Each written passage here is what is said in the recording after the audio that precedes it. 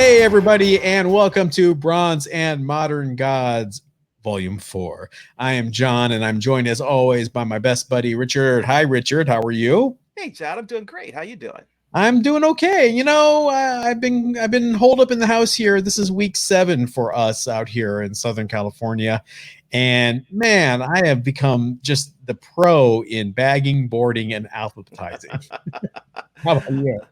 Yep, same here. I've been going through my books and putting them in the proper order and just keeping count. Getting new books in too. It's been amazing. Yeah, we'll talk about that. Our topic today is how to buy on eBay, how to protect yourself, what to look for, who to deal with. We're going to give you all sorts of great tips from our combined 85 years experience on eBay. Uh, It we're, feels all, we're also going to talk that about, way sometimes, doesn't oh my God. Well, yeah, for sure. We're also going to talk about the hot bronze, maybe copper book of the week. It's a little spoiler there. And we're also going to talk about our underrated books of the week. And of course, our artist spotlight this week is on the one and only Todd McFarlane. But first, speaking of Todd, I'm going to put it over to you, Richard, and you can tell everybody about the hot book of the week. My pick for Hot Book of the Week is Amazing Spider-Man 300. It's the famous cover that has been swiped so many times over the years by Todd McFarlane. It is the first appearance of Venom, and it is the black costumes swan song. It's an amazing cover from an amazing artist. I think we really hit it through the over the ballpark with this cover, and it has become an iconic part of comic books. You can't escape it. Now, there's a whole bunch of reasons why this book does so well in 9.8. And I know you hear me say this on every podcast, but I was there, kids, when this happened. I was managing a comic book shop at the time, and Amazing Spider Man at that time was really kind of a dud in terms of sales. I mean, it was still popular, don't get me wrong, but it wasn't anywhere near the heights it used to be at. And you had this post Tom DeFalco, Ron Friends just malaise happening in the title. After those two left the book, it was kind of directionless for the longest time.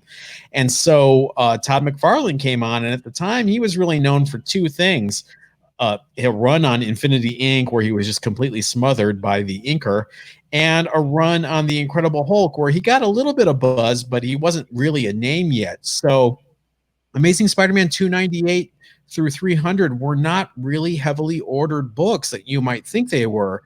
So when you see this book going for crazy amounts at 9.8 for being a Copper Age book, there's a reason. It's got a black cover border that's really tough. It picks up every little nook and cranny there along the spine.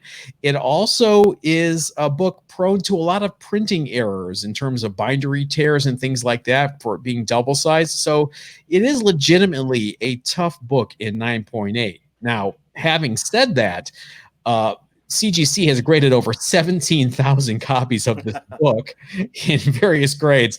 It's not hard to find a copy. It's harder to find a 9.8 and not pay through the nose for it. Right. The 9.8s are only 5% of the current census from CGC. That's about 1,000 books out of all the books that have been graded over the year. And the census is CGC's record of all the books that they have graded over time, and only at about 1,000 of those books are actually the 9.8s. And 9.8s are going for about $2,000 now versus a 9.6, the next highest grade, at about 600. So you could tell that rarity really comes into play when it comes to the cost of this book. Now, I'm a cynical old man. When I see modern and copper books going for this much, I'm like, there's tons of them. Come on, people, don't fall for it. In this case, you can fall for it. It's legit. Now, New Mutants in '98, we can have a whole other discussion about that. But this was also a time right before that big surge in collecting that happened in the early '90s. This is '88, '89. If I remember, more 88, if I'm 88, right? yeah. So, you had some hardcore collectors yet, but it had not, all the people who were collecting baseball cards had not moved over to comics yet when that market tanked. So it is legitimately a tough book, and that hockey stick in 9.8 is justified, I feel. And it's a very, very popular book. Everyone wants a copy of this book. There's It Venom. is the iconic book from that point in time, and it is Venom. And I know a lot of people nostalgically look back and want this book. So I think it's a solid pick. It is a what I consider one of the blue chip books Hmm. of collecting. In other words, if you put money into it, you will more than likely get your money back if you go to sell it, if not make a profit. Long term, always long term investments, always with caveats, but definitely something that I would consider to be an important book. And 25-year rule. What's the 25-year rule, Richard? Uh, I'm not sure. What is a 25-year Yeah, rule? I'm glad you asked. Who prompted you? A 25-year rule. The books you grew up with or you collected 25 years later, you want nostalgia. You want to go back and get those books and buy them again if you sold them and got rid of them. So if you came Yeah. up as a kid and liked Transformers and G.I. Joe, 25 years later as a collector, guess what you're going to go get? You're going to want those Transformers and G.I. Joe books. So 1988, we're past that 25-year point. If I'm doing my math correctly, I was told there would be no math. Uh, but you're coming up on that 25-year rule, and we see it happen all the time with books in a 25-year surge, I guess is the way to put it. Right, right, definitely. And like I said, I think this book has legs. You will, no matter what grade you get, I think you will be impressed with your returns over time. And again, an iconic cover, a first appearance. You can argue about the first appearance. Was it really in 299, the last panel? Do we have a Wolverine Oh over boy, 180 thing happening? yeah. Or is it Web of Spider-Man number 17 when the unseen Eddie Brock's arms shove Peter Parker in front of the subway? Some people used to consider that the first appearance of Eddie Brock in Venom. You can slice and dice it any way you want, but 300 is the one you want. In my opinion, whatever we as a community decide is the first appearance is the first appearance, regardless of the facts. Okay, there you go. That's a good way to put it. All right, so there's your hot book of the week. It's a kind of an obvious pick, but sometimes the obvious picks are the best ones. Right, So, I mean, there's a reason why people buy Apple stock because it's worth something. right, Uh, right. another running thing we like to do is show off our nerd shirts of the week. You go first, Richard. Okay, I am wearing my Marvel shirt. Nice and simple and Nice classic. and simple. Yes, yes. I am now 3 for 4 with Jack Kirby shirts. I now have my Jack Kirby cover of Captain America 193, probably my favorite single issue slash cover art of all time. And when I saw they made a shirt of it, I about lost my mind a few years ago. So, Yeah, Kirby and Cap for you, I think, it's an unbeatable combination. yeah, I have to agree. So, all right, you want a Cap 193. You want an Amazing Spider-Man 309.8. Where do you go to find it? Your local comic shop doesn't have it. The flea market's not working for you. You can't leave the house because there is a huge pandemic. What can you do? Go on eBay, right? Yeah, Maybe. maybe. eBay is a huge marketplace. I would have to say that a tremendous amount of comic books are bought and sold over eBay. It is definitely a place to look if you are, and as John said, unable to go to your LCS or go to conventions. It's a great resource to find those rare books or even just books to fill your collection. But there are a number of rules that you kind of want to keep in mind as you shop through eBay. And some of those rules are as follows. Go. First of all, and I think one of the most important things to remember is people will list comic books on eBay for a price. That price is almost always inflated over what the actual value of the comic is. So if a comic book is valued by a reputable place like GPA analysis, which grades or rates graded books, or Go Collect is another place that I turn to for graded books. And they will have, if you go to their site, they will have values of books. And if they value a book for $500, for example, let's say, and you go on eBay, and eBay, the sellers on eBay are selling that book for $700. That's not an uncommon kind of markup that you find on eBay. Now, Don't be can I speak as a person who has sold many, many, many books, hundreds of books on eBay as a Mhm. dealer? There's a reason they call it fee-bay, because as a seller, you are getting whacked with 12.5% of the sold price in fees, along with a 3% surcharge for PayPal fees. So that 15% kind of eats into your margin. And if you're a good dealer, you're always looking at your margins. How can I do this? How can I make this up? And one way is for that $500 book to ask for 700. It's a little extreme if you ask me. Another way is to offer free shipping, but put the price in the book for the shipping. So these are little things you have to watch out for if you are buying a book from a dealer. But you were on your way to make a good point about that $700 book that I only really want to pay 600 for. What do I do? Well, the best thing to do is, first of all, you can look at those sources. Another good way of finding out what books are going for is look at these sold completed auctions. So when you go to search for a book on eBay, to the left of the search button, there's a little text link that says advanced. If you click on that and you look through the listing, you'll see a choice there that says um, sold listings. You can check that box and then hit search again, and it will return the listings that have completed and sold. So these are what the books actually sold for, not for what someone is listing them for.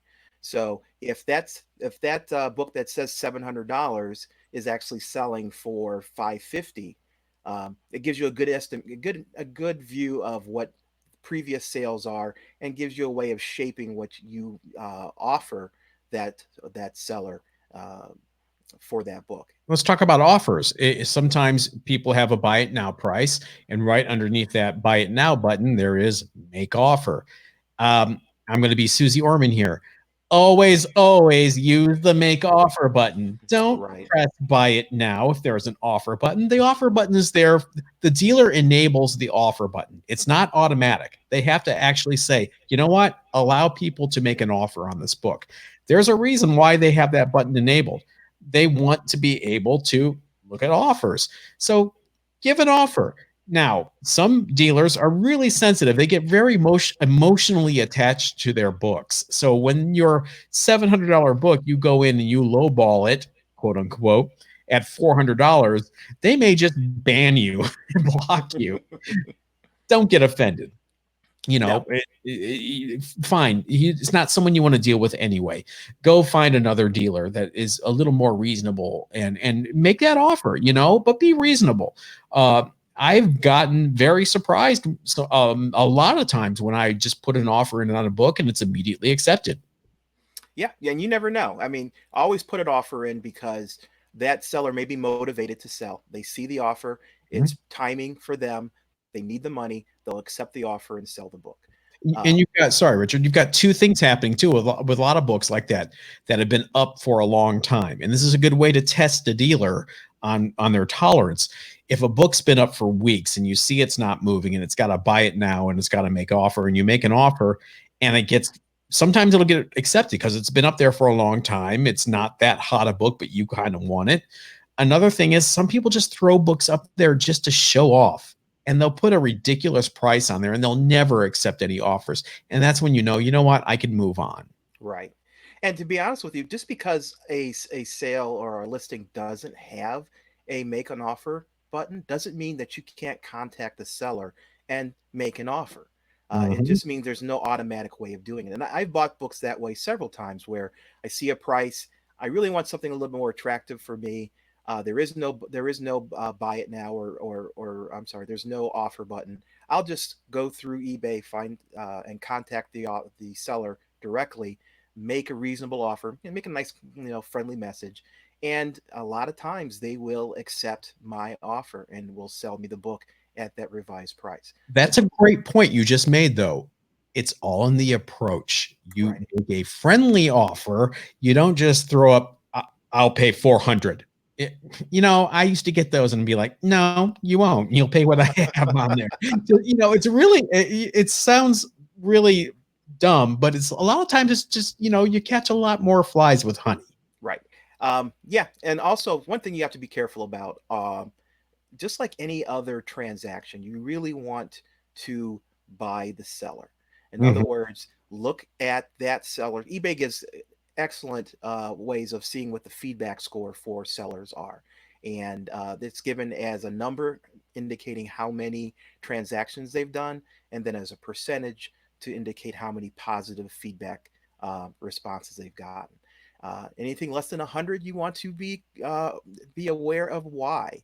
Look through their feedback and see if you can determine. Sometimes it's the person who's buying is the problem. There's really no way of getting around that. But look at the feedback. Look at the seller. Are they new to eBay? Do they have a track record of selling? And it's such a good point, Richard, because new sellers, they may have like a 5 feedback. Don't be scared. Go look at it and see if it's all positive. And more importantly, is it all comic book related? If Right. it is, they're just starting out. I've gotten some great deals from new sellers because people are too scared to buy from them. Remember, you're paying with PayPal. You have eBay buyer protection. Even if you get ripped off, you will get your money refunded if you can present Mhm. your case factually. I've never had a problem getting my money refunded when I've been taken for a ride, which has only happened a few times. I've been a member of eBay since 1999. So take a chance. You might be Mhm. surprised. Now, what to look out for with feedback is someone who has tons of feedback and they haven't sold anything in like 3 years or 5 years. And all their old feedback is like for auto parts and shoes and like, desks and things like that. That may be somebody whose account got hacked. Right. And now someone's trying to run a scam with that slabbed 9.8 Incredible Hulk #1 from 1963 that they're only asking $400 for. And go for it, right? Sometimes you got to use your head, people. Yeah, I ran across a number of those scams last year where there would be some seller from Singapore, for example, Mhm.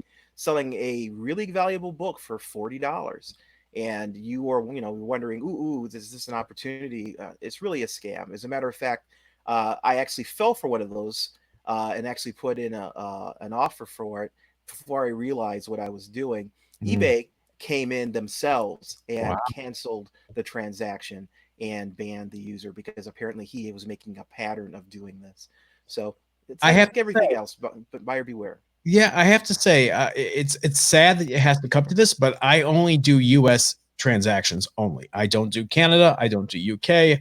I don't do Madagascar. I stick to the U.S. only because there's a lot. The shipping is trackable. You can kind of see where your book is going throughout the system. So that brings me to another great thing about buying from eBay that you want to look out for: shipping. Look at the shipping costs because I can't tell you how many times I've almost in my early days gotten really taken for a ride where there's a book that's $4.99 but shipping is $14.50. Right. Why are you charging $14.50 for shipping? Don't fall for that. And also, there's nothing wrong with shooting a little note to someone when you buy a book saying, "Hey, can you please secure this between two stiff pieces of cardboard, put it in a priority mailer, and mark it, please do not bend." You got to walk people sometimes. You got to hold their hands when it comes to shipping, because then if you get sent in a padded envelope and it gets jammed into your mailbox, you didn't speak up before it got shipped. And that has happened to both of us. I know. Not me. People people have slipped. Think all they need to do is take a manila envelope, put the comic book in the manila envelope, put some stamps on it, and drop it in the mail. Um, Giving them the prompting of what they need to do to protect the book, because in some cases this is the first comic they've ever sold and ever had to ship. So giving them a little bit of tips, a little guidance will help both of you, because then you won't have to dispute the transaction, and they'll get their money. And also, when you're buying a book and you want to pay $150 max for this book, it's just like buying a house. I don't know if anybody here besides us has ever bought a house. You've got your mortgage. Yes, you've also got property taxes. You've also got home insurance. You've also got maintenance and upkeep. So that $2,000 a month mortgage payment all of a sudden becomes $3,500 a month. That's your actual payment. Look at buying a book the same way. You've got the cost of the book, you've got the cost of shipping, and now, thanks to our great federal government, you've got sales tax on top of that, which you didn't used to have to pay sales tax on eBay. Sort of a Yeah, and that's been a real hit because if you bought that $500 book and are paying 8% sales tax on Mhm. that book, it's a shock when you go to the checkout and Southern find out. California, highest taxes in the nation. Yeah, you're gonna end up paying that sales tax, and so factor that in. And so if you're going to buy that amazing Spider-Man 300 for $2,000, eBay may not be the best route to do that. There are other alternatives for those high dollar value books, but for the most part, it's a good tool and it's an important tool in my buying toolbox. Okay, so we've talked about buy it nows, that option. But eBay is known for one thing originally, which is being an auction house, right? So Right. what are your tips for buying it when it's at auction? Let's use your Amazing Spider-Man 9.8 issue 300 as an example. Somebody's got it up for 1 penny is the starting bid. Oh, I love those. Yeah, there a lot of first thing I do is when I search for books, I order the books in a certain way. In the search, um, in eBay search tool, you can sort the books so that the most recently listed books are on the top, or you can put it so that the books that are ending soonest are on the top. So Mhm. depending on what I'm looking for, and I'll usually do both. I'll find newly listed books, which are opportunities to so somebody's just listed it. You can see it's probably got zero bids if it's an auction. Sometimes you can reach out to those people. They need the money. You can do a deal with them before anybody else has an opportunity. It's a good way of. Dirty, dirty little secret. Yeah, definitely. The other way is doing ending soonest. You can see what auctions are about to end. Sometimes those auctions may be underbid, and you can get a good deal on something because people aren't paying attention. Or it may be one of the other things that you do is sometimes the search people have spelled words incorrectly. eBay's gotten better about this, but those misspellings, if you search for those misspellings, sometimes you could find books that people have mislisted, and therefore the number of bids on that book are a lot lower. So look out for those opportunities. That's a really good point, Richard, because one thing I like to do is I like to search for general lots. So if I put in Marvel Western lot or Western comic book lot, I found some really cool gems there, like 35-cent Kid Cult variants that are worth hundreds of dollars that I got the lot for like $7. One time I bought a Western lot and this was in it. Lobo number Yeah. 2.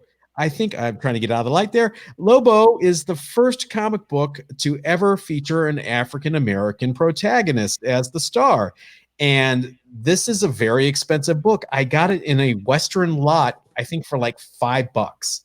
You kind of want to just look at the picture and just kind of zoom in. You're telling all of our secrets. We shouldn't be doing. Oh, I know. I bought a lot. This is my best story. I looking for Ultimate Fallout lot. Found a Canadian seller. I'm not afraid to buy from our brothers up north. 450 for the entire set of Ultimate Fallout 1 through 6 plus all the variants. 450 bucks. I bought it immediately. Got Mhm. those books in. It included the rare variant that is worth now about $3,000. It also included Ultimate Fallout, the original book, which is a $500 book nowadays. It's amazing. I was able to just sell those books, make a huge profit, and I still have the rest of the set. So definitely, sets are a great way, or lots are a great way of finding, um, that diamond in the rough. And if you don't have your favorite books set as a search, you want to go in and do that as well. I was trying to build up an entire run of the book Venus from Atlas Marvel in the 50s, and it was 19 issues, and it was a very tough run to do. I wanted to challenge myself. So I set alerts for each of the issues: Venus 14, Venus 15, Venus 16. And every morning I'd get up and I'd have an automated email telling me, here are the new listings for that. And I was able to snag a lot of my books the minute they went live because I had a safe search. Right. Those saved searches are great tools for people who are looking for specific books. Easy to set up. You type in a search term, you'll get the results. At the very top, right below the search bar, is a little heart for saying save search. You click that heart, it gets added to your list of saved searches. So you can edit those saved searches, so you'll get email notifications. You can also get notifications on your mobile device, and it's a way of getting alerted when those books are listed on eBay, and hopefully you can get a jump on the competition. I have not. I can't tell you how many times a safe search has gotten me just something fantastic. I think one of my favorite stories is I had a saved search for Tip Top Comics. I can't remember the issue number right now, but it's the first appearance of Peanuts, Charles Schultz, Oh wow, in okay. comics, and it was one of those books that I've always wanted. And I got it for like $200. It was a good. I got it slabbed. It was raw. I got it slabbed. It came back as a 5.5. I sold that sucker for $3,600. Wow. Awesome. Thank you, Awesome. Safe Search. I love those kinds of stories. That's one of the things that's fun about this hobby, is just finding those treasures, and the excitement that you get around discovering those kinds of things. Speaking of discovering things, we're going to talk about an artist discovery from the late 80s after toiling for years on what he called a quote dog of a book called Infinity Incorporated. Todd McFarlane moved over to Marvel, took a run on the Incredible Hulk with Peter David that completely transformed the character and transformed his career when he moved over to The Amazing Spider-Man, as we discussed earlier. Yes, our artist spotlight this week is on Todd the God, Todd The McFarlane. Todd father, yeah, absolutely. Todd did Amazing Spider-Man from 298 to 328, and really shaped that book for that run. I mean, really, his his Spider-Man was so unique and iconic that you can recognize with those big eyes. You can recognize a Todd McFarlane Spider-Man from a distance. Really, really an important artist for the title. And he got lots of crap for it too at first. His editor, Jim Salicrup, did not like it. John Romita, who was the art director of Marvel at the time, did not like the webbing and the eyes. I will give credit for the rolled up spaghetti webbing to Michael Golden, who did it first. Sorry, Todd. Michael Golden did it first. But Todd eventually proved all his critics wrong and really took that title from being just kind of in the doldrums, as we discussed earlier, to being the number one title at Marvel above X-Men for a bit. Right, and he moved on to the Spider-Man title. No adjectives attached to it, um, Yeah. Have you including ever, Spider. have you ever Spider. read it? No, I have not. I have several copies of issue number one. It's pretty. Let's just say it's a pretty book. Pretty book. Yeah, issue number one sold 2.5 million copies. That is unbelievable today, when the top books sell 250,000 copies. If that. Yeah, it's amazing how many books sold back then in the 90s. Spider-Man adjectiveless title may not have won any Eisner Awards for plotting or dialogue, but the art was great. And then Todd, along with Jim Lee and Rob Liefeld and Eric Larson, decided to have a little power play at Marvel and demand a little bit more. Didn't get what they wanted, so they took their toys and went to form Image. Yeah, absolutely. What a great move, in my opinion. Maybe not so great for Marvel, but for those artists, it kind of removed the shackles from their creativity, and they came out with a number of important titles. Some of them not so important, like Youngblood, but there are a number of great titles, including Spawn. Spawn has started off. Todd McFarlane started that title off at Image, and it just recently, just this past year, reached 301 issues, which is the longest running book, just surpassing Cerebus at 300. It's when it comes to independence, we're saying, right? Right, independent titles. So you've got Spawn, which starts off with a huge print run, and for years, issue one wasn't really worth much. I mean, you kind of had it like a $5 book here and there, if that. But now it's actually starting to pick up a bit, right? Yeah, that's the CGC 9.8s are going for around 100, 110. there is a newsstand variant, which is much more rare than the direct variant. That's going for about $400. And you also have the Malibu Sun. I think it's issue number 8. I'm trying to think off the top of my head, which has a preview of Spawn. That one's really tough to find in decent shape and fetches some decent coin. And the Spawn run, Todd was on it for years and years, but in the middle of the Spawn run, around the 140s, orders got pretty dire. It was not a good time for the industry as a whole. It was not a good time for Spawn without Todd at the helm. But now you see those issues like 141. There are a few key issues in that low print run era that are insanely expensive right now. Right. Some of those runs were really, really low print runs, under 9,000. And if you have a list of those books, you can still find them in dollar bins, because that run of Spawn wasn't really that well. That's why they were low print runs, because it wasn't selling that well. So I always carry a list with me whenever I go look at long boxes and I come across Spawn, to see if I can come across some of those low print run books. So now you've got your marching orders. Go find some scarce Spawns that Todd has given us. And I got to give Todd credit. 300 issues of a creator-owned project is amazing. I saw the variant covers for 300, Spawn 300. They're really fun variant covers that are kind of callback to SpiderMan 300, as we've been talking about this entire episode. There's some really fun variants to go chase down. Right, but my favorite, unfortunately, and I don't know why. Here is my copy of Spawn 100. Okay, this is his 100th anniversary. The cover is gorgeous. I love the gold and the red and the black. It is an amazing combination, and I really had my hopes up that 300 was going to be something that surpassed this in terms of visual appeal. Yeah. And all the covers that came out were kind of bland, and there was a cover swipe of Amazing Spider-Man 300. But for the most part, I was disappointed with the covers. I thought it was a lost opportunity. 100 was a great cover. 200 was a great cover. 300 was meh. He should have gone the metal cover route with 300. Oh yeah. Oh my That would have been really cool, right? Yeah.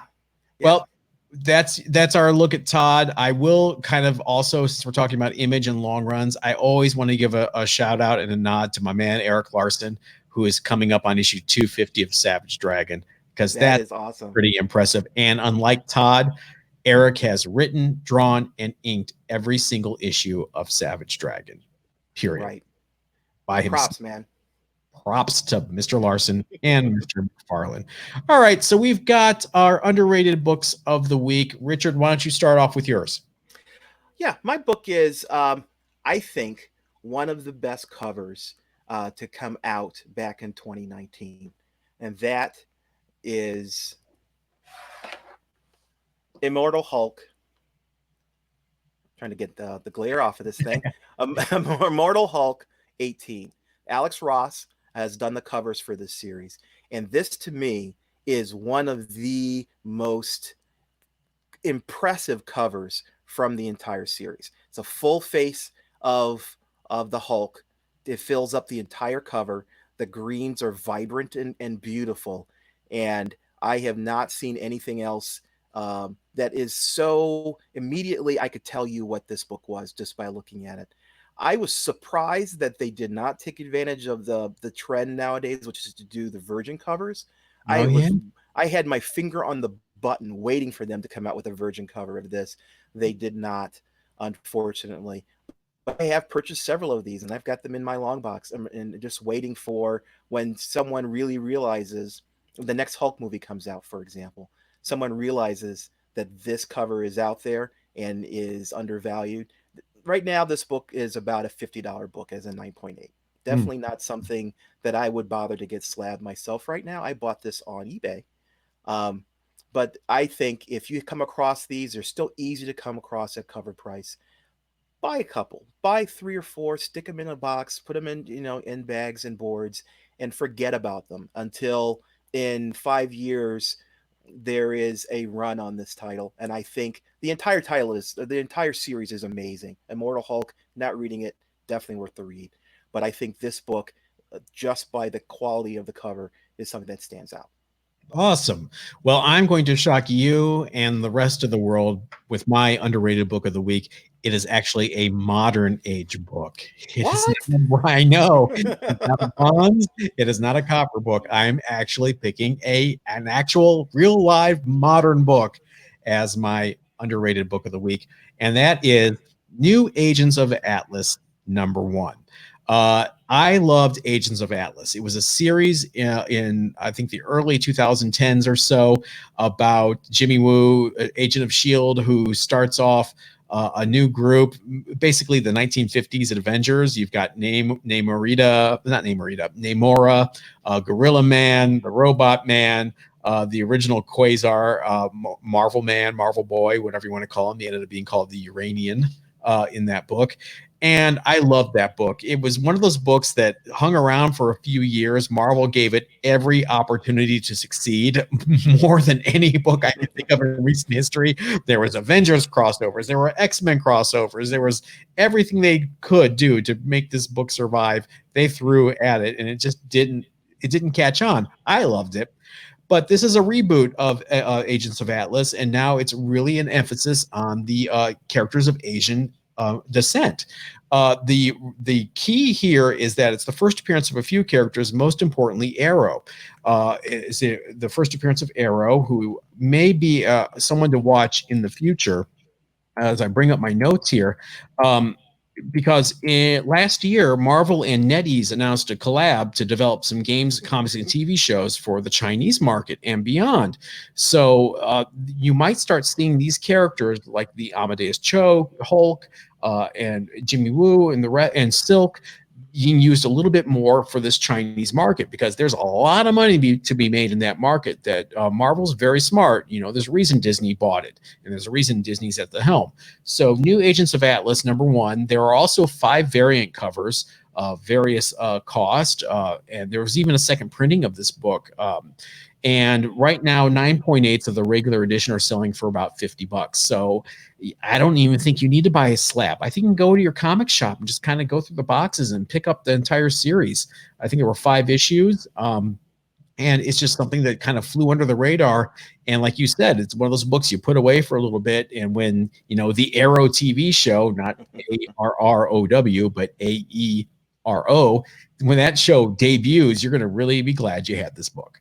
Right. And some of the variant covers are, when this book came out, there was a lot of buzz around some of the variant covers. The prices of those spiked. The prices have since kind of settled. So if you are looking for, if you like those variant covers back then, I would shop around. I'm sure you can get a good deal on those. But like John said, I wouldn't necessarily get these slabs. I would simply put them away and, for a rainy day.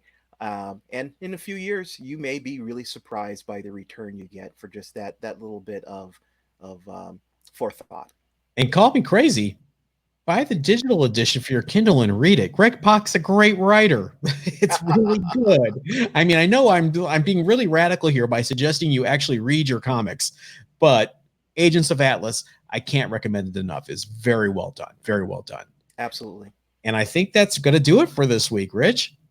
Awesome. I just want to let everyone know that we really enjoy doing this show, and we appreciate people who follow us and like the video.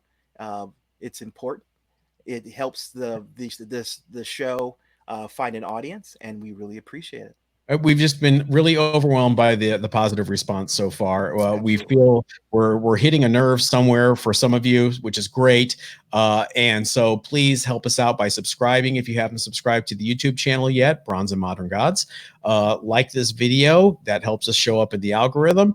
And make sure you follow us on Facebook and Instagram at Bronze and Modern Gods. Also, later this week, you'll see the launch of bronzeandmoderngods.com. Yes, our own website where it's a one-stop shop for everything from 2 guys in their 50s. Oh, boy. Not everything, but a lot of things. When it comes to comics, at least. Oh, when it comes to comics. Yeah. And understanding spouses. All right. Thanks, you guys, and we will see you next week.